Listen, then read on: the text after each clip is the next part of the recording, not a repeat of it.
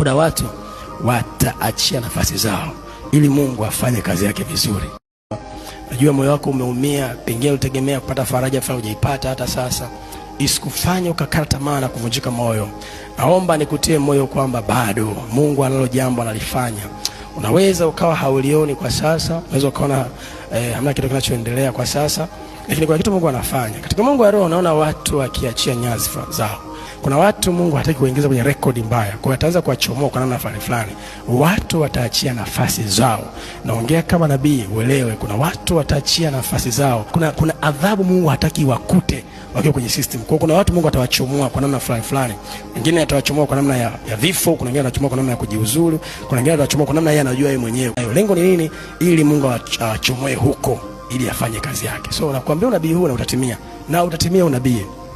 Kuna watu wataachia nafasi zao ili Mungu afanye kazi yake vizuri.